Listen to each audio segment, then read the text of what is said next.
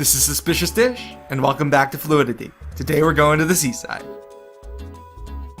Sorry for the wait, and I'm a little giddy. I just got a new job, and I love it.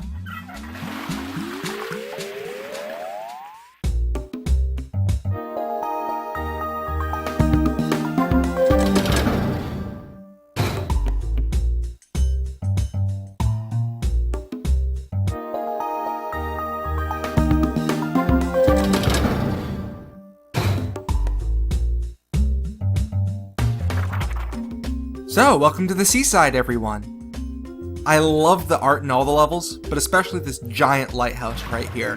Right in the night with the moon there, and the shack with the oars. It just brings back good memories of canoeing and swimming, and the lake and water, and you'll see the helicopter that's above a little bit later. You may notice that the music track here is Mountain Right, one of my favorite tracks in the game. Unfortunately, I don't believe the seaside brings any new music to the game. Not even a new MIDI channel. Anyway, this is a new level, so let's go get our railroad power. It's our final power in the game. It's a great one. They didn't unfortunately find a way to fit plasma in the game, so we get a new water power. Being the last level in the game, it may sound a bit silly, but it deserves its place here. Welcome to Squirt.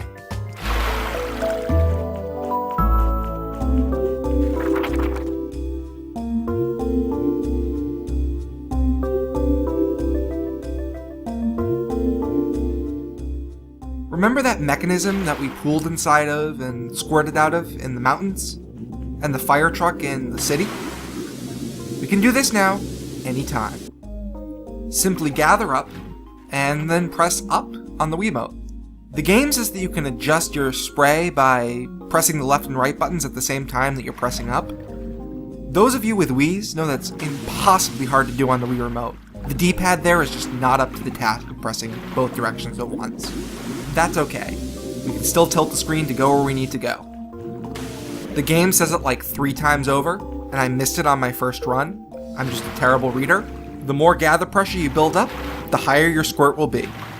So you're going to see me getting very close to the crescendo of the gather there, trying to squirt as high as I can.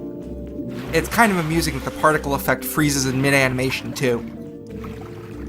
Okay, now that I've explained the controls, I want to go over why I think this is the perfect place in the game for Squirt. I've actually thought a lot about this and where Squirt should go in the game, and I think the end makes the most sense. In the time that we've gotten cloud and ice as powers, as states of matter, water has been sort of underutilized, and, well, there's no better way to get a fitting end to a game about water than to bring it back to water by giving it some utility. I also like that the game follows a natural progression of water. You start from the springs in the mountains, head down to the city, and then go right on to the sea. Ignoring all the nonsense with the historically inaccurate Aztec. That's a museum in the city or something. We just went through a bunch of exhibits.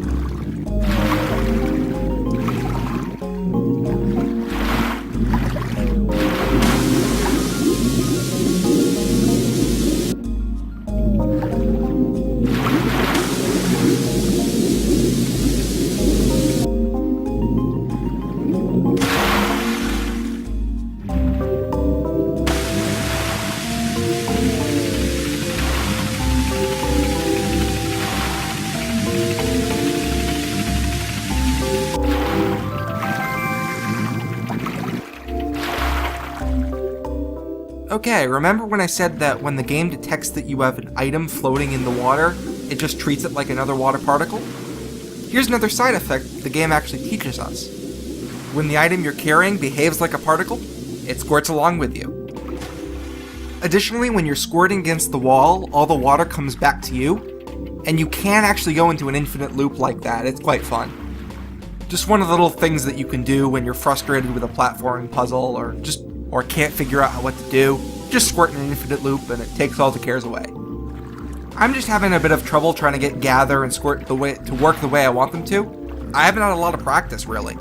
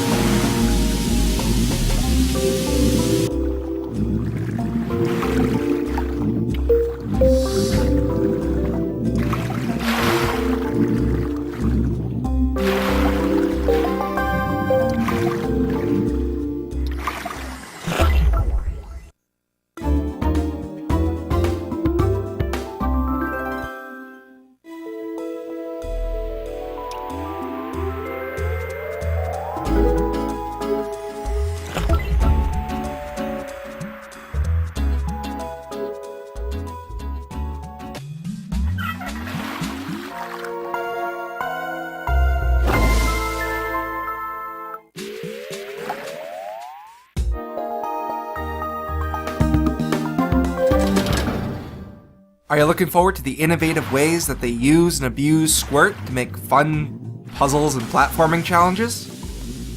I am too. Let's grab ourselves a few mini rainbow drops and a puzzle piece from the inside of this lighthouse, and then move on to our next area. For some reason, when I play this level, my imagination goes wild. Right now, and when I was playing this game back then, I'm just imagining this lighthouse keeper climbing these stairs, going up to the top of the lighthouse, and just looking out over the ocean. On slow days, when the ships wouldn't come in, he would pump the pump at the bottom and just relax. I can imagine him now, climbing the stairs, one by one. And at the top of the lighthouse, there's this mysterious button that's labeled "Do Not Press." And he has no idea what it does. It was there 50 years ago. He has no idea what it does. The previous person maintaining the lighthouse has no idea what it does. And one day a visitor, us, came to visit the lighthouse and pressed that button. Well, we'll press it next time. We're not pressing it today. And now that we have Squirt, we can push that giant roadblock over and move on to other parts of the level. Again with the inconsistent doors. Instead of one that slides up like usual, they have a tourney lock door which is usually unlocked after puzzles. And we're going through all these little cave systems with all the little wildlife just crawling around, having fun. And at the top there's this tiny little secret compartment, Smuggler's Cavern, with copy-pasted art jugs and a treasure chest. Some pirates 500 years ago hid this here in this cavern for no specific reason. Okay, so we've collected 3 of the mini drops so far. By the end of the episode, we'll have all of them and collected the rainbow drop there. In the meantime, I'm gonna break it up and go to the water park. Right by the huge lighthouse, some entrepreneurs 50 years ago decided to build a huge water park. Water slides and resorts and things for the kids to come and play. It's right off of exit 33. Just look out for the huge lighthouse and you won't miss it.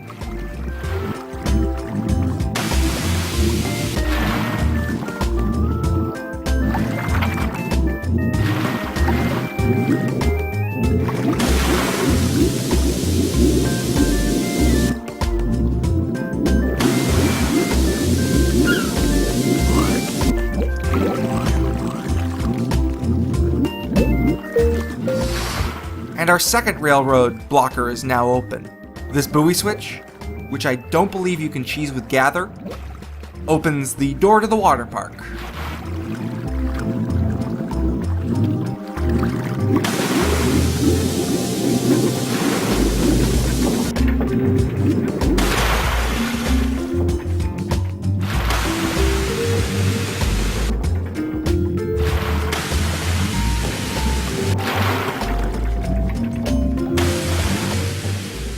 And another reason I really love the seaside, it really brings back all of the things that I love about this game.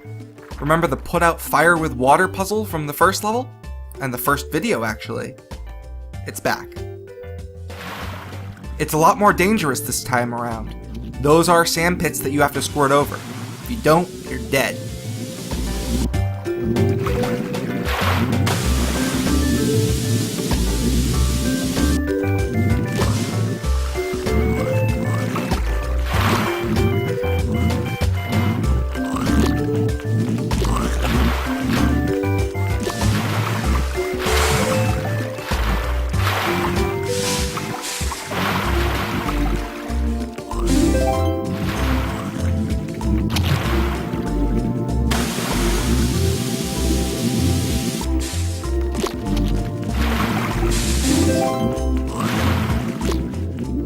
Because squirt is tied together, accidents like that do happen. Be careful.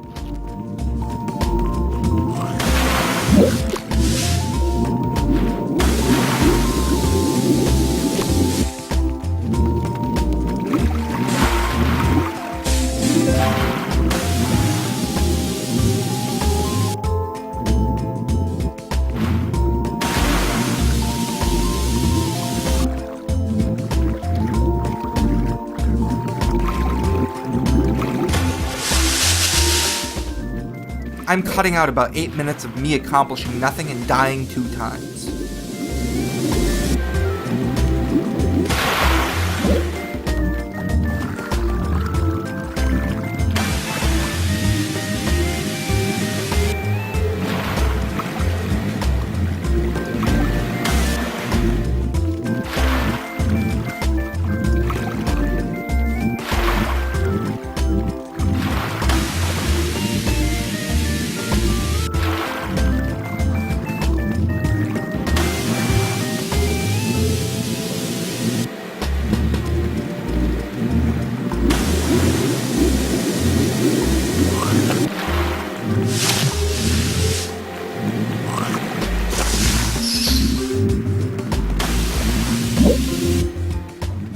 Squirting at water balls to get some health is a bit awkward.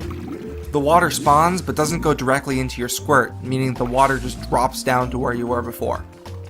It doesn't make squirt unusable, but it's something to look out for.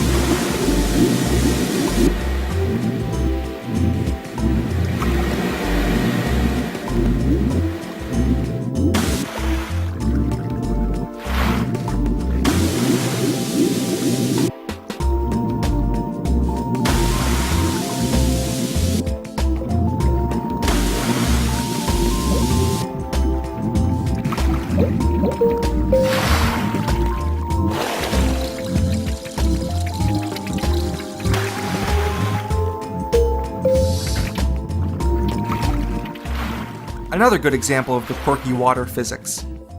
Even though this gear is at max velocity going to the right, the moment that I touch it with my water, it stops what it's doing and just becomes another water particle in the system.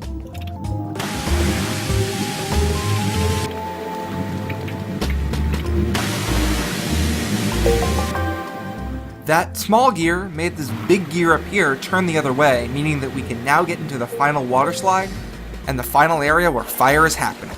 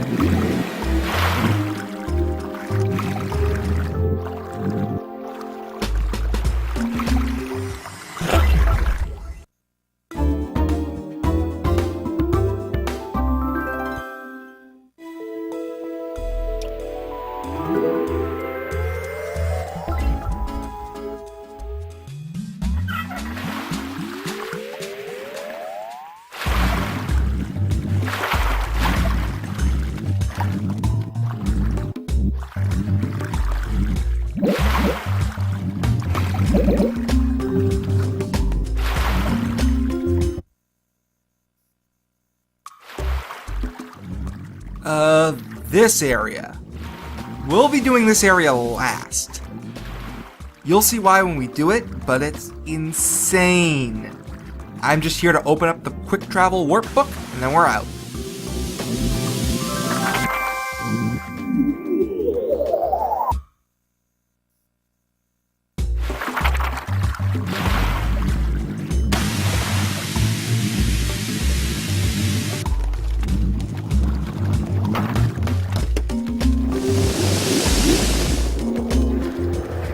Okay, last order of the business, collect all the drops we missed.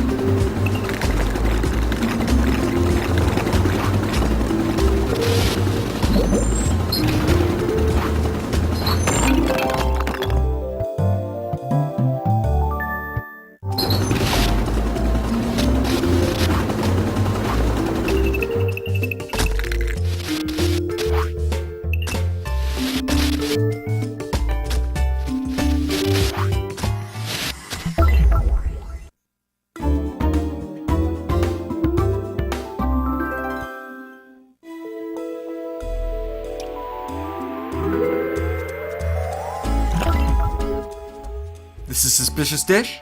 Thanks for joining me. Next time we're going back to the seaside and doing some more drops there. Have fun.